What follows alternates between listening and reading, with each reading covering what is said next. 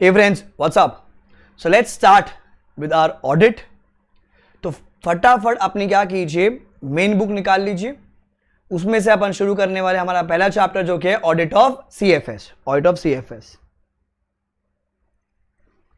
That's on page 202.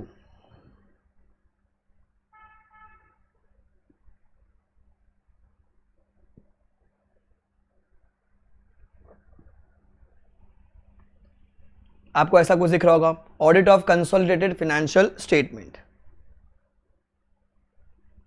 देखिए अभी, so it says audit of consolidated financial statement.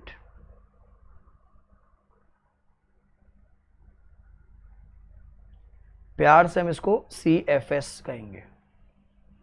अच्छा, अब ध्यान से सुनना, आपने इसको ऑलरेडी FR में पढ़ रखा होगा.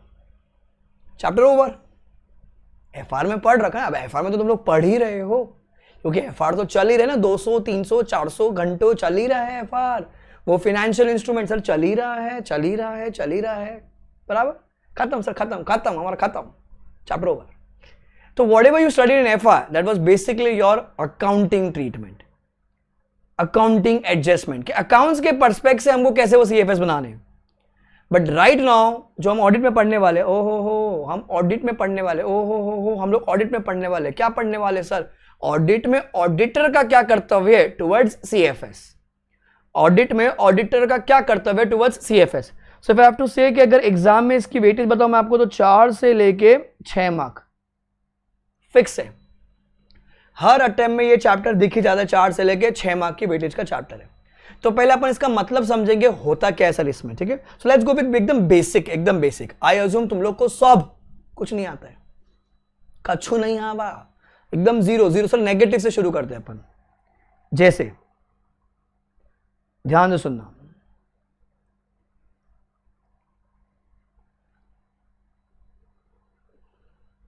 एक कंपनी है AB लिमिटेड. ये कंपनी अपना FS बनाएगी. सर FS मतलब स्टैंड अलोन, FS मतलब फाइनेंशियल स्टेटमेंट. क्या बोलते हैं इसको? FS मतलब फाइनेंशियल स्टेटमेंट. अब AB लिमिटेड ने एक कन्या को देखा. What ever I will say only for the basic understanding of the students. It is only for the example. इनकी सारी बातें काल्पनिक है, उनका वास्तविक जीवन से कोई लेना देना नहीं है, ठीक है. तो बहुत सारे बच्चों को बुरा लग जाएगा, सर ऐसा कैसे बोला आपने, सर मेरा मेम बना के मेरे को ट्रोल करेंगे. फिर सारी बातें खाली क्लास के एग्जाम्पल के लिए. अगर किसी को बुरा लग रहा है तो हाथ जोड़ के आई एम वेरी सॉरी, ठीक है. It's only for the exam understanding of the students for the exam. FS. AB limited क्या करेगा? अपना FS बनाएगा. अब AB लिमिटेड ने कन्या को देखा. उस कन्या का नाम क्या है सर? बेबी. बेबी मेरी सगी बीवी है. बेबी की भी कंपनी है बेबी लिमिटेड. मैंने बेबी को बोला आजा बेबी आजा, तुझे लंदन घुमा दूं. बेबी बोले चल, ठरकपन है पूरा, बग. बट अपने को पसंद आ गए, अपने को तो यही चाहिए. अब अपन ने देखा बेबी की एक जो कंपनी है उसका नाम है बेबी लिमिटेड. अपन ने क्या किया? अपन ने धीमे धीमे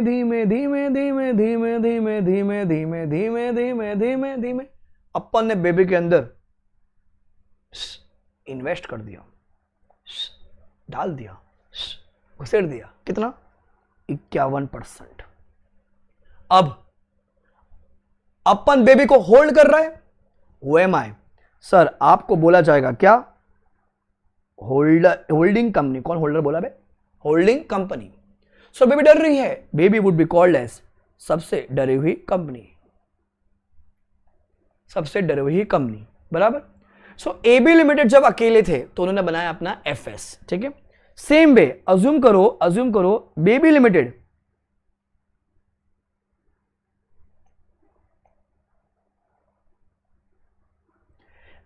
जब अकेले, उन्होंने भी बनाया अपना FS. जब दोनों अकेले थे बच्चों, तो जो अपना वो FS बना तो उसको बोलते हैं अपन SFS. क्या बोलते हैं उसको अपन? SFS, stand alone financial statement. बच्चों क्या बोलेंगे इनको अपन? Stand alone financial statement. So AB ने अपना एफएस बना लिया, ठीक है, दैट इज एसएफएस। बेबी ने अपना एसएफएस बना दिया, स्टैंडअलोन फाइनेंशियल स्टेटमेंट। बट कहानी में ट्विस्ट ये है कि AB is a holding company, baby is a subsidiary company, बराबर। तो बच्चा जानता है एबी और बेबी का मिलन होगा, मिलन। सर जब वो मिलन होगा ना, मिलन की जब वो घड़ी आएगी तो सर क्या होगा सर?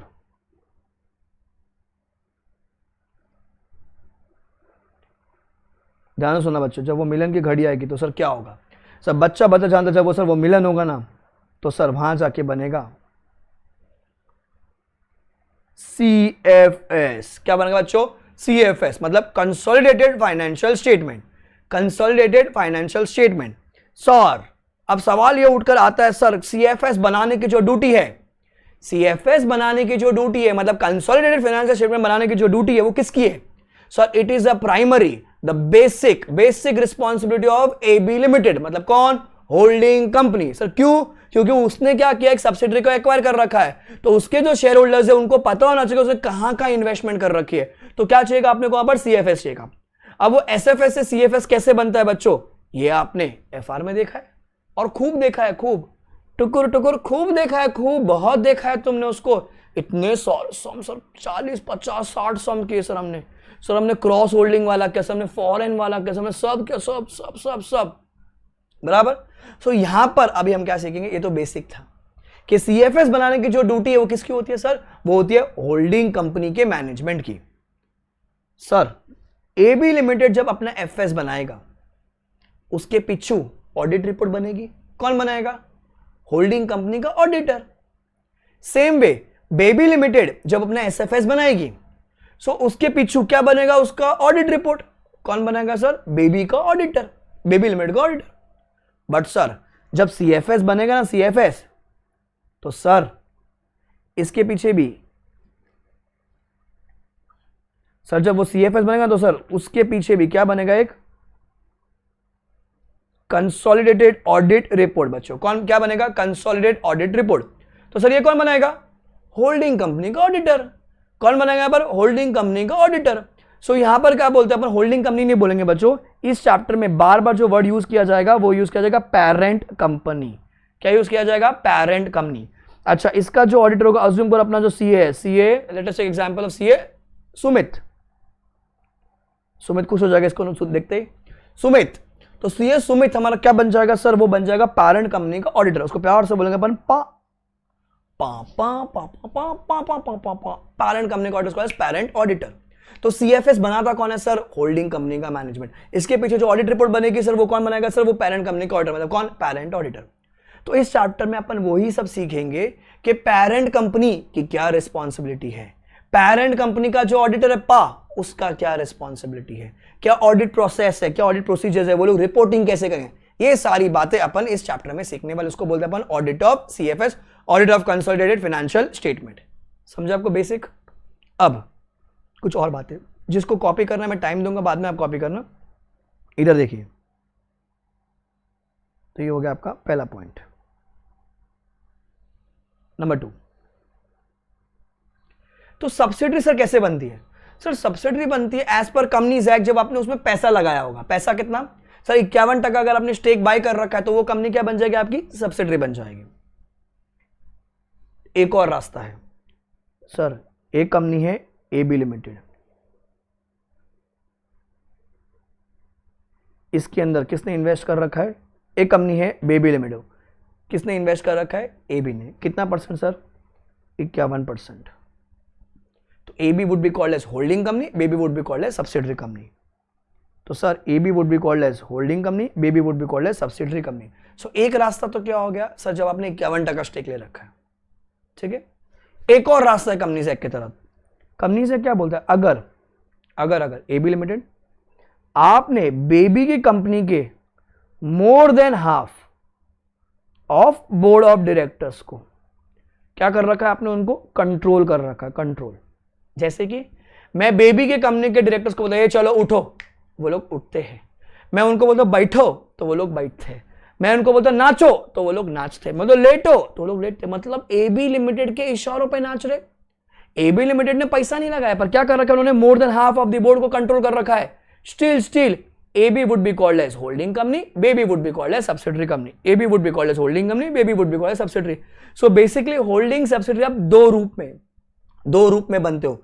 एक जब आपने पैसा लगा रखा होगा कितना परसेंट, 51%. दूसरा more than half of the board अगर आप कंट्रोल करो, still AB would be holding, baby would be subsidiary.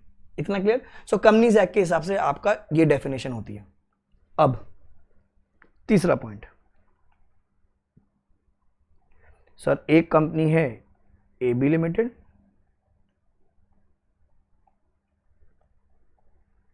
इसने इन्वेस्ट कर रखा है सर बेबी लिमिटेड ने. अब सर बेबी लिमिटेड ने भी आगे इन्वेस्ट कर रखा है. मेरा एक टावर है, उस टावर का नाम है संथा लिमिटेड, संता. तो सर AB ने बेबी के अंदर 51% डाल रखा है. तो बच्चों अगर पिक्चर में इतना ही है AB और बेबी, AB और बेबी, सो कौन करेगा, कौन करेगा सर AB. कौन करेगा AB, बराबर. अच्छा पिक्चर में बेबी और संता है, बेबी ने संता के अंदर 51% डाल रखा है. अगर पिक्चर में इतना ही है बेबी एंड संता, तो कौन करेगा सर बेबी, बराबर. वापस पढ़ते हैं. पिक्चर में इतना है AB and baby, so holding is AB and subsidiaries baby. तो कौन करेगा बेटा AB. पिक्चर में इतना है बेबी और संता, तो कौन करेगा सर बेबी. बट पिक्चर में ये है, पिक्चर में पूरा है AB बेबी संता. कौन करेगा, कौन करेगा सर AB. कौन करेगा AB, क्योंकि बच्चा जानता है संता का बाप कौन रे, संता का बाप कौन सर, संता का बाप कौन AB. सबका मालिक एक कौन AB. अरे इट इज लाइक बचपन में सीखे थे ना अपन, A equal to B, B equal to C, baby cot, A equal to C. अरे सर बचपन में डेफिनेशन सीखे थे. If a holding company invest in its subsidiary and if that subsidiary invest in another subsidiary, बराबर, तो then C limited become the subsidiary of the main holding company, बराबर. याद है ऐसा कुछ. तो संता लिमिटेड के जो मेन होल्डिंग कंपनी कौन है, वो AB लिमिटेड. कौन करेगा वो AB लिमिटेड. क्लियर. एक और सुनना एग्जाम्पल.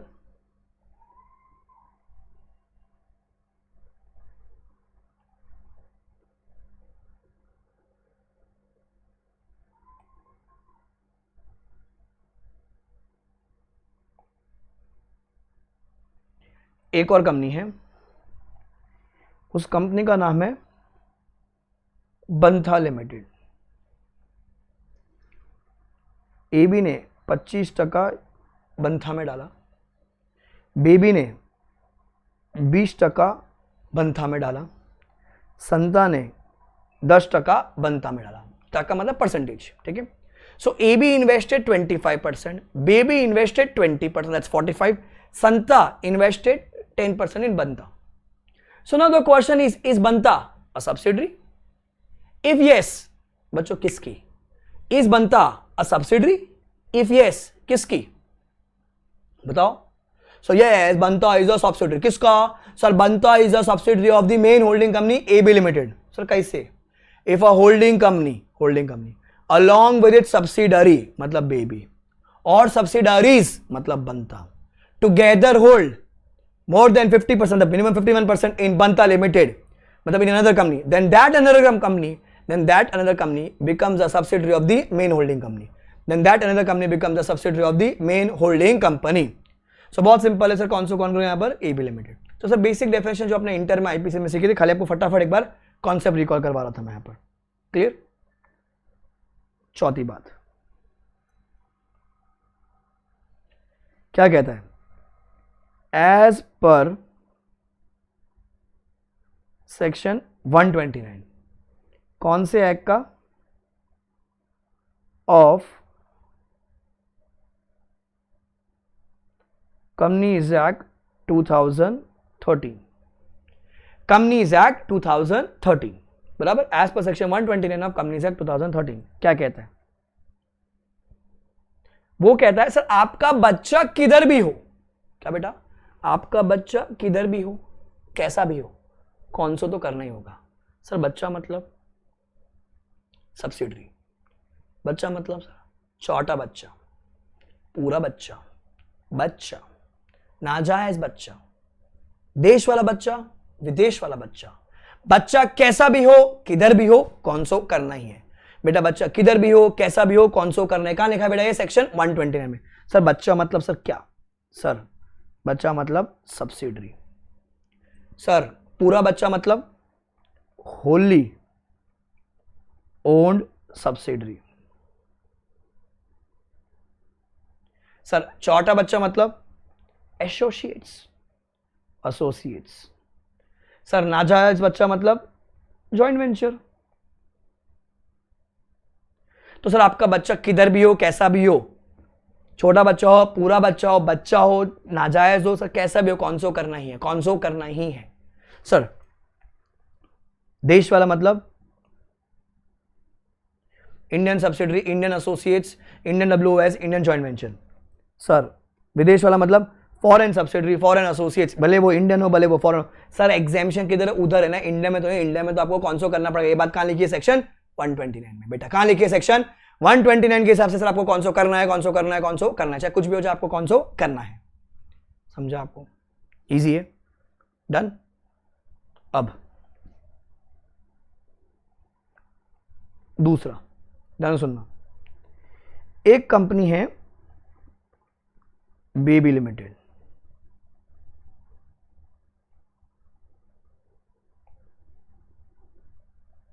इसमें क्या हुआ है? एक कंपनी है एबी लिमिटेड और एक और कंपनी है, let us assume Rahul limited.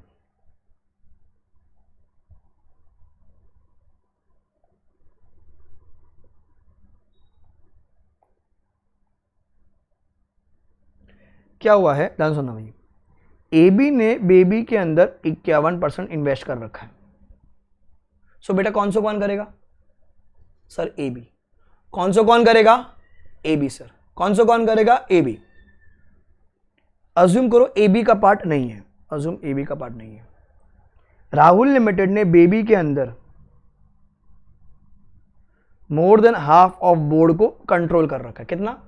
More than half of board of directors को कंट्रोल कर रखा है। कौन सो कौन करेगा? सर राहुल। वापस पढ़ते, पिक्चर में इतना ये ए बी और बेबी। कौन सो कौन करेगा? Sir A B.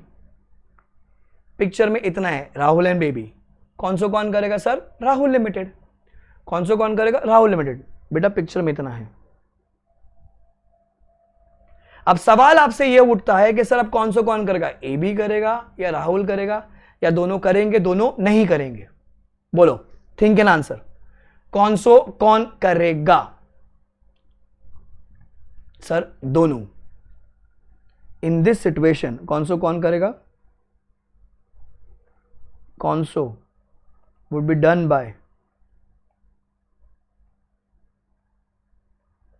Both the companies.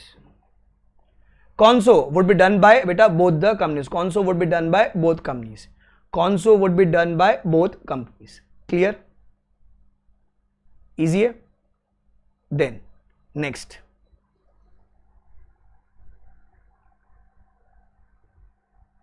Point number 6 क्या कहता है? सर अगर हमें चाहिए एग्जेम्पशन फ्रॉम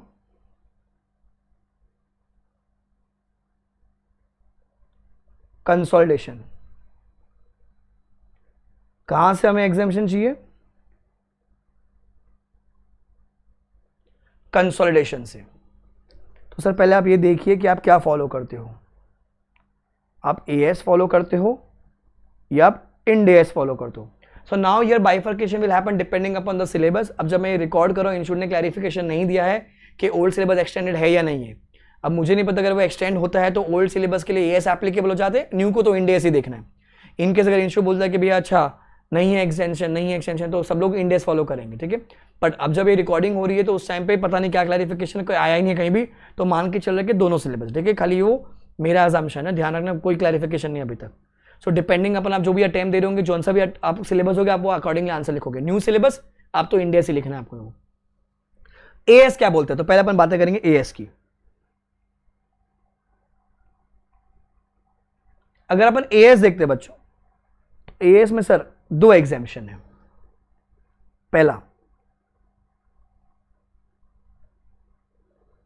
पहला है टेम्पररी होल्डिंग,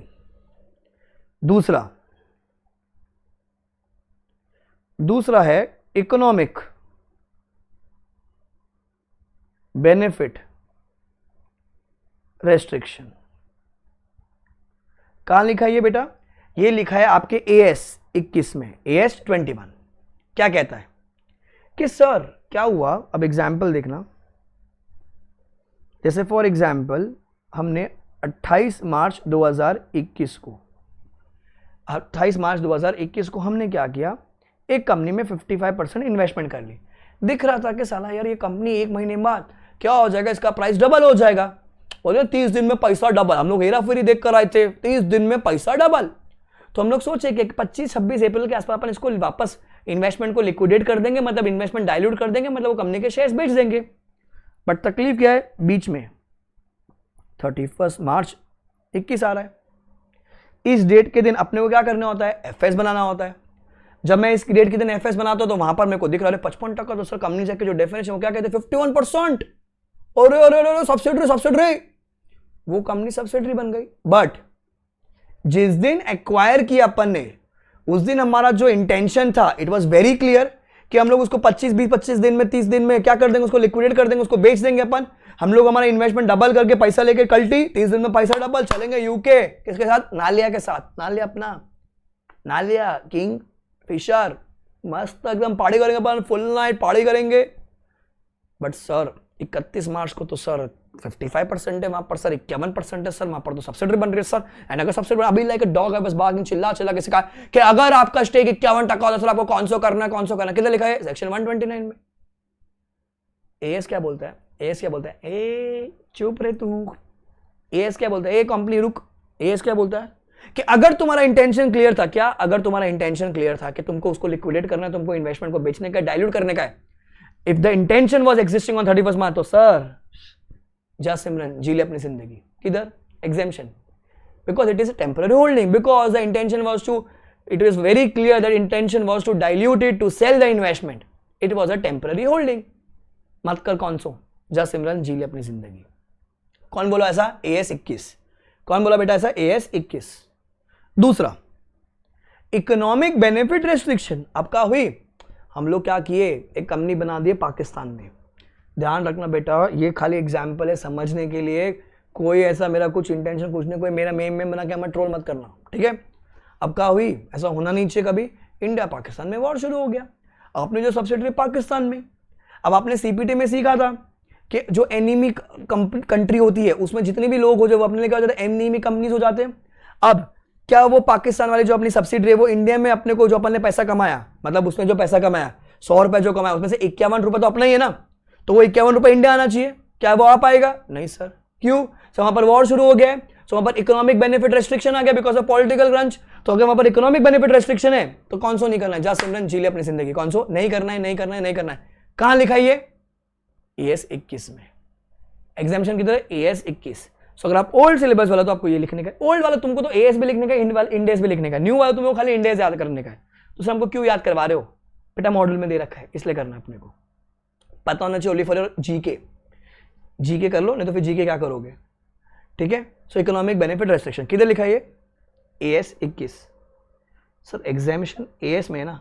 हाँ, कंपनी सेक्ट में तो नहीं है ना? नहीं, कंपनी सेक्ट बोलता है मेरा बच्चा किधर भी हो रे, मेरा बच्चा किधर भी हो, कैसा भी हो, हम लोग तो कौन सो करेंगे। अगर तुमको एएस एप्लीकेबल, एएस में एग्जामिशन है ना, पर कंपनी सेक्ट में तो नहीं ना, कंपनी सेक्ट के तहत तुमको कौन सो करना पड़ेगा, कातिया सॉरी, तुमको एएस में एग्जामिशन है, तुमको एएस में एग्जामिशन है, तुमको कंपनी सेक्ट में एग्जामिशन है। कंपनी सेक्ट के तहत तो शेड्यूल 3 के तहत तुमको कौन सो करना पड़ेगा, पढ़ना पड़ेगा, करना पड़ेगा। सर कैसे? नीचे आपको नोट लिखना पड़ेगा, वहां पर डिस्क्लोजर देने पड़ेंगे आपको, वहां पर आपको कौन सो करना पड़ेगा, करना पड़ेगा। वो कैसे होगा, वो प्रैक्टिकल लाइफ वाली बात है, अपने को नहीं देखने का, अपने को इतना बोलना कौन सो करना है, कौन सो करना है, कौन सो करना है। अब आगे डिस्क्रिप्टिव में पढ़ेंगे सारी चीजें, ठीक है। तो ये तो एग्जामिशन थी एएस वाली। दूसरी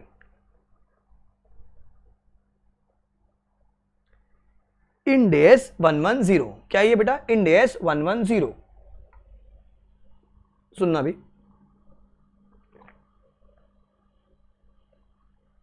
ये क्या कहता है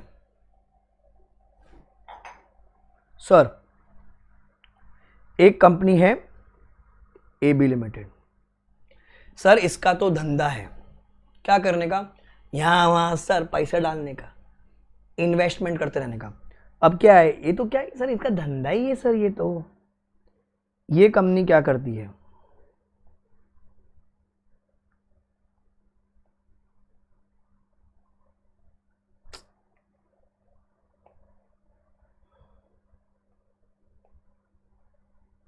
सर ये कंपनी क्या करती है? सर ये कंपनी B लिमिटेड में इन्वेस्ट करती है, C में इन्वेस्ट करती है, D लिमिटेड में इन्वेस्ट करती है, E लिमिटेड में इन्वेस्ट करती है।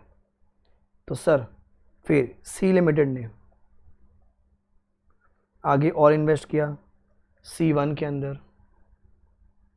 सर C1 ने फिर और आगे इन्वेस्ट किया C2 के अंदर। चलता रहा। सर इनका काम ही है क्या है? ये इन्वेस्टमेंट एंटिटी है। ये क्या है? Investment entity. तो अलग अलग सब्सिडरी की, फिर सब सब्सिडरी कर दी वहां पर, बराबर। वैसे तो 2 ही लेवल अलाउड है अभी, ठीक है। अब लॉ क्या बोलता है? कौन सा? इंड एस 110 वाला, जो मेरा इंड एस है, क्या कहता है कि अगर ए लिमिटेड, क्या है बच्चों? ए लिमिटेड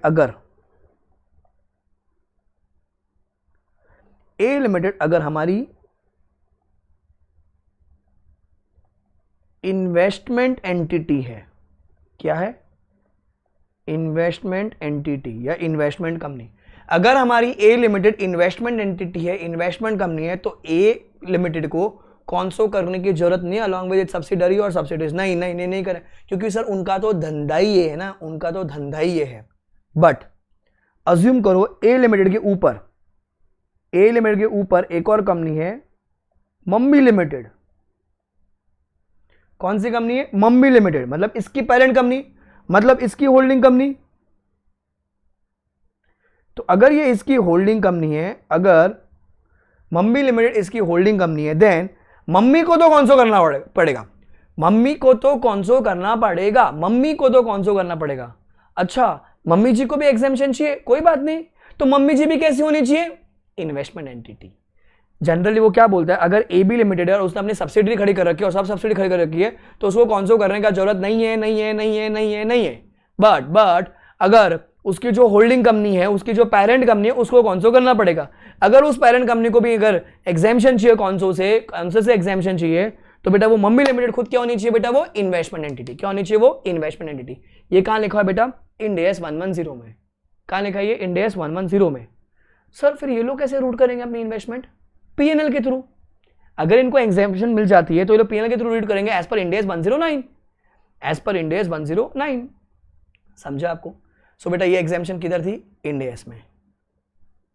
सर एग्जेम्पशन एएस में है ना, एग्जेम्पशन इंड एस में है ना, कंपनीज एक्ट में तो नहीं है ना।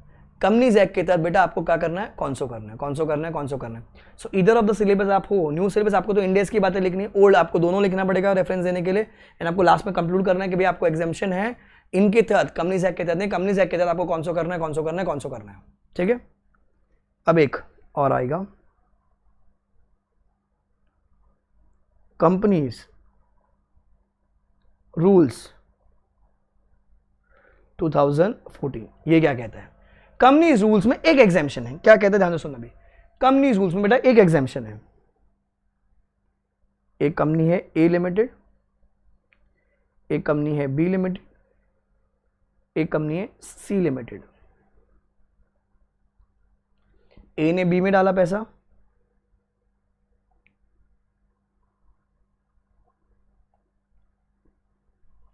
बी ने सी में डाला पैसा। ठीक है, अब ध्यान से देखना। ए लिमिटेड ने अगर 100% बी में इन्वेस्ट कर रखी है, कितना परसेंट बेटा? 100%। इतना ही है पिक्चर में। तो who is the holding company? A limited. Who is the subsidiary? Sir B limited. Wholly owned subsidiary, right? Wholly owned subsidiary. अच्छा सर अगर ए ने बी के अंदर खाली 51% इन्वेस्ट कर रखा है, खाली 51%, still A would be holding and B would be subsidiary, A would be holding, B would be subsidiary. So बेटा इस केस में कौन सो कौन करेगा? Sir A. कौन सो कौन करेगा? ए। पिक्चर में इतना है, बी लिमिटेड है, बी ने 51% सी में इन्वेस्ट कर रखा है। Who is the holding company? Sir B limited. Who is the subsidiary? C limited. दोनों केस में, इस केस में बेसिकली कौन सो कौन करेगा? B limited. बी लिमिटेड क्योंकि ये इसकी होल्डिंग कंपनी है। वापस पढ़ते हैं, इस केस में कौन सो कौन करेगा? सर ए लिमिटेड। इस केस में कौन सो कौन करेगा? P limited. बेटा तुम्हारे सामने ये केस है, इस केस में अगर ये है A B C, A B C, तो सवाल ये उठता है बेटा कौन सो कौन करेगा? कौन सो कौन करेगा? Sir A. कौन पागल जैसा बोला रे बी? अरे मेन होल्डिंग कंपनी करेगी ना। सर ए करेगा। मतलब किसने कौन सो नहीं किया? जब मैं कह रहा हूं कौन सो ए करेगा तो किसने कौन सो नहीं किया बच्चों? सर बी ने। कोई बोला होगा वहां पर सर बी और सी। अरे भैया सी कैसे कौन सो करेगा? अबे सी तो सब्सिडरी है ना, सी थोड़ी होल्डिंग कंपनी किसी की। अरे भैया सी नहीं करेगा कौन सो, क्योंकि सी खुद होल्डिंग कंपनी है ही नहीं। तो बेसिकली इसमें, इस केस में एग्जेम्पशन किसको मिली? एग्जेम्पशन किसको मिली बेटा? सर यहां पर एग्जेम्पशन जो मिले, जो जी गया जिंदगी, वो कौन है सर? सर वो है बी लिमिटेड। वो कौन है? B limited. तो अगर बी लिमिटेड को एग्जेम्पशन चाहिए, उसको एग्जेम्पशन मिल जाएगी तो कौन सो मत कर, बट उसके लिए कुछ कंडीशन है। क्या कंडीशन है? पहली कंडीशन, बी लिमिटेड क्या लेकर आएगी? नो ऑब्जेक्शन सर्टिफिकेट, मतलब नो ऑब्जेक्शन लेकर आएगी फ्रॉम ऑल द मेंबर्स और one member. Sir B limited क्या लेकर आएगी? No objection from all the members और वन मेंबर के वो सी के साथ उसका कौन सो नहीं कर रही है, क्योंकि अल्टीमेट ए लिमिटेड कौन सो कर देगा, तो वो क्या लेकर आएगी? एग्जेम्पशन। सर ये वन मेंबर और ऑल मेंबर कब आएगा? चलो तुम लोग चैंपियन लोग हो, तुम लोग मेरे को बताओ वन मेंबर कब आएगा? हाँ वन मेंबर कब आएगा? ओपीसी ना। भाइयों और बहनों तुम्हारे चरण की तरह मेरे को छूने गए, अव्वल दर्जे के सीए बनोगे, अव्वल दर्जे के सीए बनोगे तुम, अव्वल दर्जे के। बेटा सामने एग्जाम्पल देखो, ए लिमिटेड ने जब 100% बी में डाला है, ए लिमिटेड ने जब 100% 100% बी में इन्वेस्ट किया है, तो बी के कितने मेंबर्स होंगे? ए लिमिटेड ने जब 100% बी में डाला है तो बी के कितने मेंबर्स होंगे? सर एक, क्योंकि 100 की 100% होल्डिंग किसके पास है? ए के पास है ना वो। तो वो क्या करेगी? वो नो ऑब्जेक्शन लेकर आएगी कि ए से, कि भैया तू सी के साथ मैं कौन सो नहीं करूं, देखो चलेगा ना, ठीक है। सर ऑल मेंबर्स कब आएगा? जब वहां पर 51% होगा। तो सर 51 तो ए के पास है, पर 49% किसी के पास 2 शेयर है, किसी के पास 4 शेयर है, किसी के पास 5 शेयर है, तो सबका कंसेंट लेकर आना पड़ेगा। तो किसको? सबका कंसेंट कौन लेकर आएगा? बी, कि भैया ऑल मेंबर से जब वो 51% स्टेक है, वन मेंबर कब होगा? जब वो ए लिमिटेड 100% स्टेक होगा, उससे नो ऑब्जेक्शन लेकर आएंगे वो लोग। And B is not a listed company और not wanting to get listed. Sir B limited ना तो लिस्टेड कंपनी है, ना उसकी इच्छा है कभी लिस्ट होने की। सर बी लिमिटेड ना तो लिस्टेड कंपनी है, ना उसकी इच्छा है लिस्ट होने की। एंड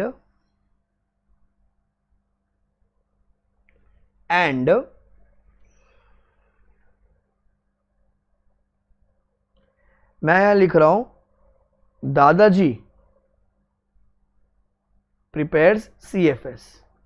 दादाजी प्रिपेयर CFS। सर दादाजी मतलब अज्यूम करो बेटा ये दादाजी है, ये पापा है, ये बेटा है।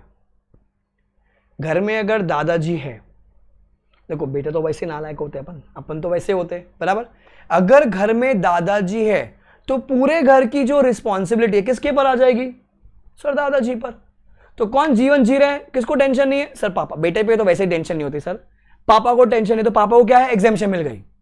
बट मैं कहता हूं मैं दादाजी is born and brought up in Bangkok, तो उसे ठरकी थे, ठीक है। हमारी जो होल्डिंग कंपनी है, मेन होल्डिंग कंपनी, वो कहाँ है? वो ए लिमिटेड पैदा हुई है बैंकॉक में, थाईलैंड में, ठीक है। तो मेरे दादाजी वहां पर है। अब अगर दादाजी वहां पैदा हुए, मतलब द होल्डिंग कंपनी जो फॉरेन कंपनी है, तो उसको तो कंपनी से लगेगा नहीं इंडिया वाला। जब बेटा उसको कंपनी से नहीं लगेगा तो उनको तो सीएफएस बनाने की जरूरत नहीं है। तो सीएफएस कौन बनाएगा? तो सर पापा को बनाना पड़ेगा। तो पापा को एग्जाम्पशन, तो पापा को बनाना पड़ेगा। सिंपल सी बात है, अगर घर में दादाजी है तो कौन सीएफएस बनाएगा? दादाजी। तो मतलब it's ultimate holding company will prepare CFS. अगर दादाजी अगर विदेश में है, मतलब अगर वो फॉरेन कंपनी है, तो उनको तो एग्जाम्पशन, मतलब उनको तो कंपनी से लगेगा ही नहीं।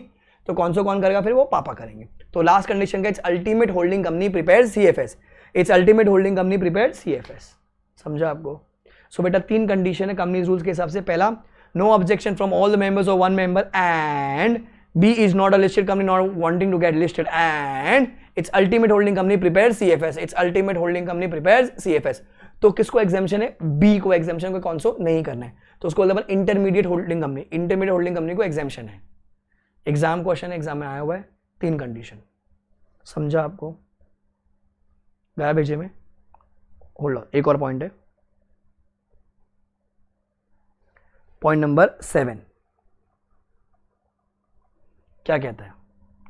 तो ये आपका बेसिक था। अभी आपका एक्चुअल चैप्टर का मैं आपको आंसर करा रहा हूं यहां पर।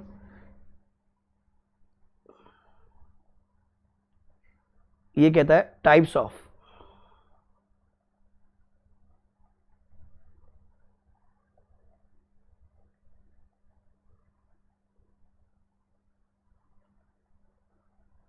Consolidation adjustment. Types of consolidation adjustment.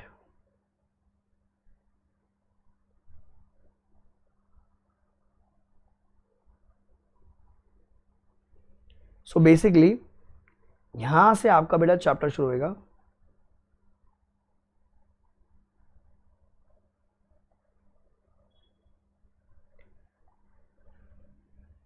Consolidation adjustments are of 2 types. पहला,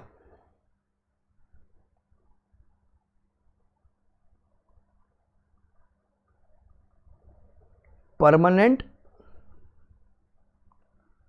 कंसोलिडेशन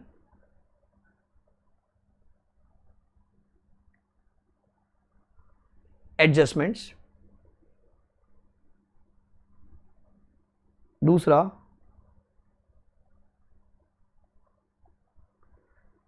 करंट पीरियड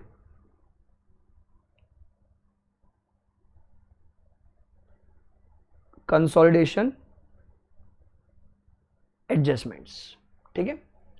सो इसको अपन प्यार से बोलेंगे बेटा पीसीए, इसको बोलेंगे अपन CPCA. Permanent consolidation adjustments, current period consolidation adjustment. Permanent consolidation adjustments, current period consolidation adjustment. Sir PCA मतलब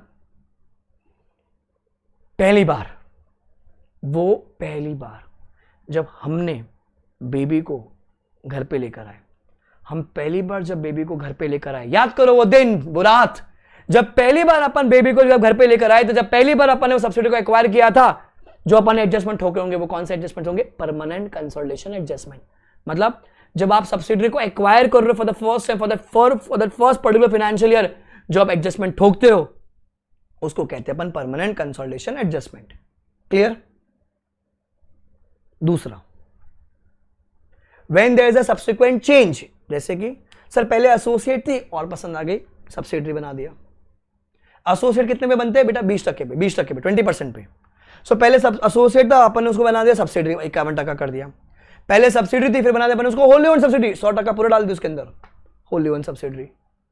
तो लॉ क्या बोलता है? Those adjustment when they are made at the time of acquisition of a subsidiary, और when there is a change, और whenever there is a change in the share holding already held.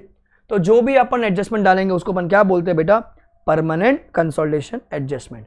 क्या बोलेंगे उसको अपन? Permanent consolidation adjustment. बेटा इसका जो code है ना अपन जो सीखेंगे, इसका कोड आएगा आपको ECG। क्या कोड है इसका? ECG। सर करंट पीरियड क्या लगाएंगे? हर साल, हर रात, हर साल जो हर रात जो अपन एडजस्टमेंट मारते हैं, एवरी ईयर जो मारते हो, क्या आपने? Current period consolidation adjustment. बेटा जो आपने एफआर में की होगी ना, अरे वो डेटा क्रेडिटर के एडजस्टमेंट बच्चों, स्टॉक यहां से वहां गया बेटा, असेट बाय किया, असेट बेचा, इसने इसको बेचा, उसने इसको बेचा, क्रॉस होल्डिंग कर रखी है, इन्वेस्टमेंट कर रखी है, intra group profits on assets acquired from subsidiaries. So जो एवरी ईयर अपन जो एडजस्टमेंट मारेंगे उसको क्या बोलते हैं अपन? Current period consolidation adjustment. इसका जो कोड है बेटा वो है इफ पैसे।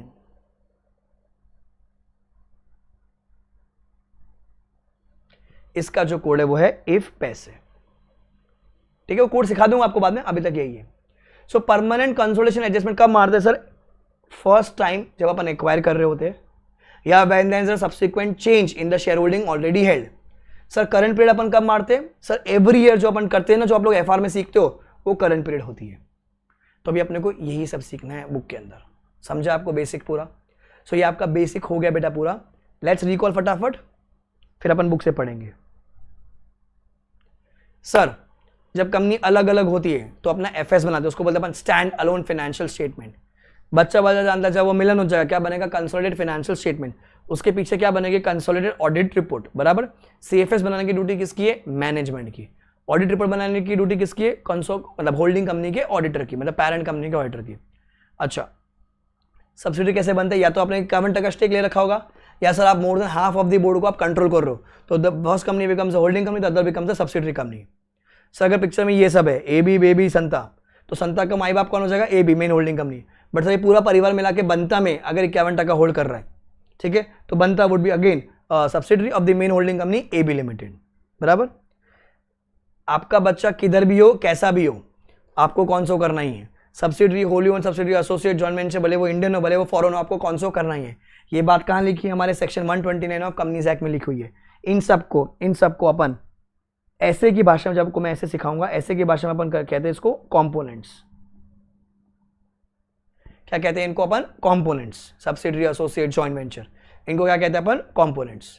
सर अगर पिक्चर में ये है 51% इसने ले रखा है, एक क्या मोर देन हाफ इसने कंट्रोल कर रखा है, तो कौन करेगा? दोनों अपने अपनी बुक्स में कौन करेंगे, दोनों अपने अपनी बुक्स में कौन करेंगे। एग्जेम्पशन फ्रॉम कंसोलिडेशन, एएस, कौन सा एएस? एएस 21 दो कहता है temporary holding economic benefit restrictions. सिर इंडेस कब होगा? वो अगर वो इन्वेस्टमेंट एंटिटी है तो, पर उसकी होल्डिंग कंपनी को तो करना पड़ेगा। कौन सो करना पड़ेगा? अगर उसकी होल्डिंग कंपनी को, अगर उसकी पेरेंट कंपनी को अगर एग्जेम्पशन चाहिए, उसको मिल सकता है प्रोवाइड, वो खुद एक इन्वेस्टमेंट एंटिटी है। फिर वो कहता है कंपनी रूल्स 14, वो कहता है कि सबको अगर कौन सो करना है, तो अगर ए बी सी है तो बी को एग्जेम्पशन है। 3 कंडीशंस आते हैं। पहला, NOC from all the members of one member and not a listed company not wanting to get listed and the ultimate holding company prepares CFS. तो बी ते कुछ सिमरन जीले जिंदगी, कौन सो करने की जरूरत नहीं है। कॉन्सो के 2 प्रकार के एडजस्टमेंट है, एक है परमानेंट कॉन्सो एडजस्टमेंट, दूसरा है करंट पीरियड कॉन्सो एडजस्टमेंट। परमानेंट में क्या आएगा आपका? ईसीजी। ठीक है, वो अपन करेंगे क्या है, कब लगाते हैं सर? फर्स्ट टाइम या फिर when there is a change. तो मैं लिख देता हूं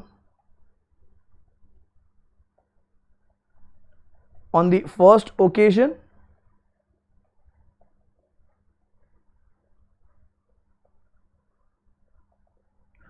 और when there is a subsequent change in the share holding already held. ठीक है। करंट पीरियड में सर, करंट पीरियड कब लगाएंगे अपन? Every year. करंट पीरियड बेटा कब लगाएंगे अपन? Every year. क्लियर हो गया आपको? कूल है। सो लिखने का जो टाइम होगा मैं आपको बाद में दूंगा, पहले अपन अपनी बुक से पढ़ रहे हैं। सो बुक निकाल लीजिए अपनी।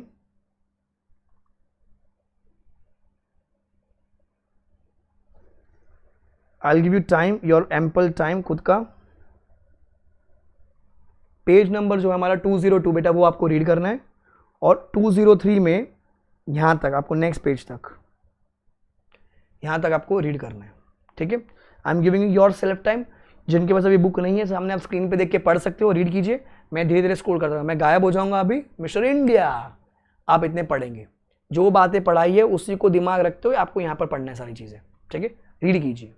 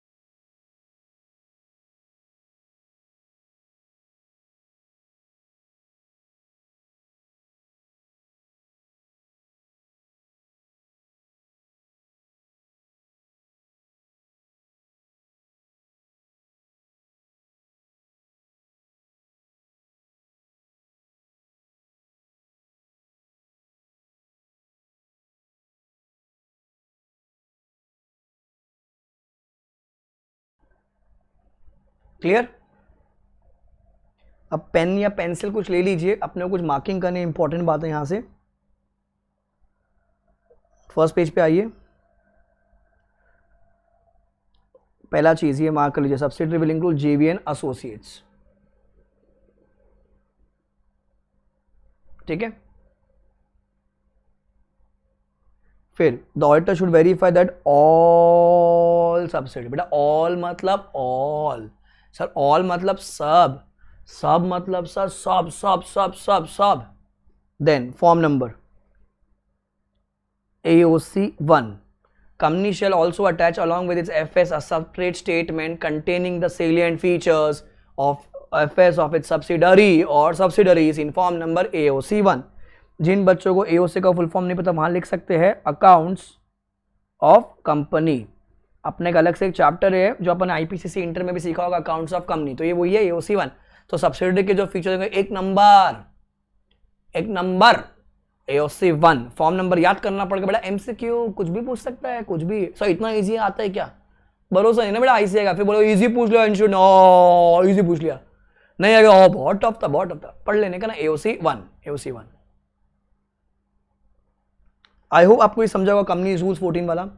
If it is a wholly owned subsidiary or a partially owned subsidiary of another company and all its other members including those not otherwise entitled to vote having intimate in writing for which the proof of delivery of such intimation is available with the company do not object to the company not presenting CFS। मतलब in simple भाषा में NOC ले लिया। It is a company whose securities are not listed or not in the process of listing company and its ultimate or intermediate holding company file CFS which are in compliance with applicable AS या फिर India, जो भी आपको applicable है, ठीक है। ये 3 condition. फिर ओल्ड सिलेबस AS 21, 23, 27 साथ में चलता है अपना, तो न्यू सिलेबस इंडेस 110 रिस्पेक्टिव आप जो लिखोगे वहां पर। दो एडजस्टमेंट है PCA एंड CPCA। PCA क्या है, CPCA क्या है, वो अपन बाद में देखेंगे, ठीक है। Hold on.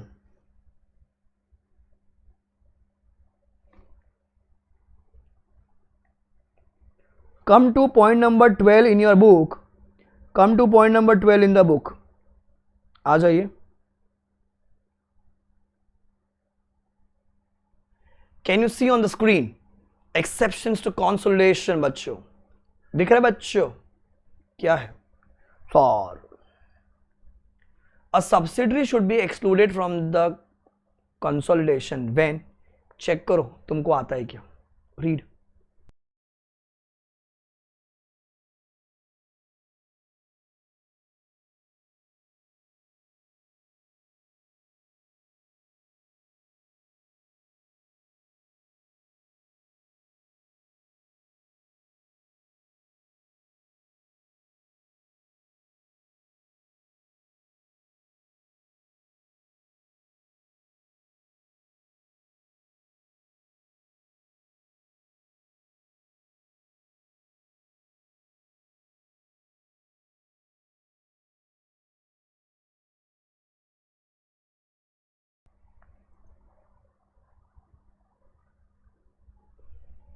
Ind AS 110, an investment entity shall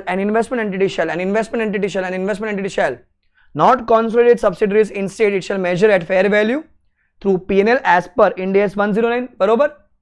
However, as per para 33, its parent shall consolidate its parent, mummy shall consolidate all the entities that it controls including those controlled through the investment entity। मतलब mummy limited मेरे को भी करेगी, plus मेरे जो बच्चे आगे टाबर जो है सबको करेगी, unless parent itself is an investment entity, unless parent itself is an investment entity। तो अगर मम्मी को भी कौन नहीं करना है तो मम्मी क्या होनी चाहिए, खुद एक इन्वेस्टमेंट एंटिटी होनी चाहिए। बच्चों याद है ऐसा कुछ? याद है अपन ने जो पूरा डायग्राम बनाया था, वो लिखवाऊंगा, टाइम है अभी एक काम करो फिर से इसको पढ़ो, इंपॉर्टेंट आंसर एग्जाम में आ चुका है, 4 से लेकर 6 मार्क। इंस्टीट्यूट डायरेक्टली नहीं पूछेंगे, इंस्टीट्यूट घुमाएगा पूरा। ए राजा सुन, ए लिमिटेड है, उसने 51% बी में डाल रखा है, ए लिमिटेड का टर्नओवर फलाना दिखना है 2000 3000 करोड़ है, बी का टर्नओवर इतना इतना, ये वो ब्ला ब्ला ब्ला ब्ला। तुम उसके ऑडिटर हो, तुम बताओ कि वो कौन सो करे या ना करे। अच्छा वो सोच रहे कौन सो ना करे, तुम बताओ वो सही है कि गलत है, तो तुमको क्या बोलने का, गाना गाने का। कौन सो नहीं करने का ना, तो तू एग्जामिशन में आना चाहिए। अगर तू एग्जामिशन में आता है तो तू कौन सो नहीं करेगा। अच्छा ओल्ड सिलेबस तुमको इंस्टीट्यूट ने पूछा कि right as per Ind AS, old को बोला you have to give examination as per Ind AS. New तुमको तो न्यू का ही पूछेगा, इंड एस ही पूछेगा, तुमको ओल्ड का नहीं पूछेगा। ओल्ड वालों के लिए थी इंस्टीट्यूट ने। वापस से पढ़ो, गिविंग 2-3 मिनट्स टाइम, वापस से पढ़कर आइए।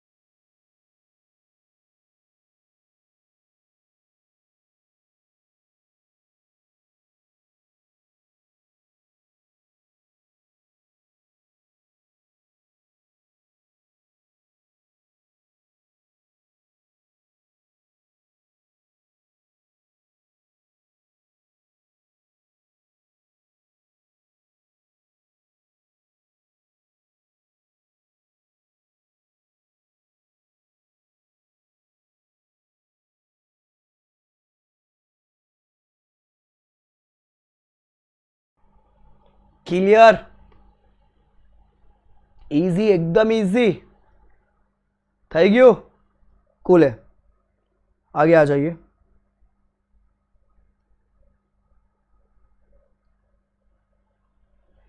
आओ अभी आगे क्या कहता है देखो। अभी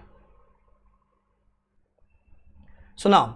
अब पहले हम क्या पढ़ रहे हैं, हमारी परमानेंट कंसोलिडेशन एडजस्टमेंट कौन सी होती है? बहुत छोटी सी है, बहुत छोटी सी है, इतना ही आंसर है। ध्यान रखना बच्चों, इतना ही आंसर है, इसके अलावा कुछ नहीं है, कुछ नहीं है। क्या है सर ये? This are those adjustments that are made only on first occasion, जब पहली बार बेबी घर पर आई थी, और subsequent occasion whenever there is a change in the share holding of a particular entity which is consolidated. Sir दो adjustment है। पहला, determination of amount of equity attributable to minority और एनसीआई। याद करो, आप जब एफआर करते हो, जो आप पहली एडजस्टमेंट करते हो सर, वहां पर जो अपन ब्रेकअप करते हैं, ए ने बी को दिया, मतलब बी जब स्टेक उठाया तो कितना % स्टेक उठाया, तो हर साल जो प्रॉफिट जाएगा, ये पहला वाला एंट्री वो है determination of amount of equity attributable to minority. Minority का दूसरा नाम इंडिया के हिसाब से NCI, non controlling interest. Sir CG क्या होता है? डिटर्मिनेशन ऑफ कैपिटल रिजर्व और goodwill, determination of capital reserve और goodwill as per applicable AS, determination of capital reserve और goodwill as per applicable AS, CG. अच्छा, the auditor should also check whether the pre-acquisition reserves have been allocated between parent and minority or NCI of the subsidiary। हो गया answer. कोई भागाया नहीं है, जो बोला भागाया उसको। कुत्ते की रेस में मैं नंगा दौड़ाऊंगा तो भी लास्ट आओगे तुम, ध्यान रखना बेटा। आप खोल लीजिएगा मॉड्यूल, आपको इतना ही आंसर मिलेगा, इतना ही है sir. Short note on PCA, या फिर what are the auditors duties for permanent consolidation adjustment, या फिर वाउचिंग वेरिफिकेशन ऑफ पीसीए। बेटा इंस्टीट्यूट कुछ भी पूछे, कुछ भी मतलब कुछ भी, आंसर यही है सर। पहले डेफिनेशन लिखेंगे, ये सर ये क्या होती है? This are those adjustment that are made either on first occasion और there is a change in the share holding already held. तो ये तो डेफिनेशन हो गई। ईसीजी इसका कोड है, ई से determination of equity attributable to minority और NCI. CG determination of capital reserve और goodwill as per applicable AS, determination of capital reserve और goodwill as per applicable AS. फिर क्या करेगा?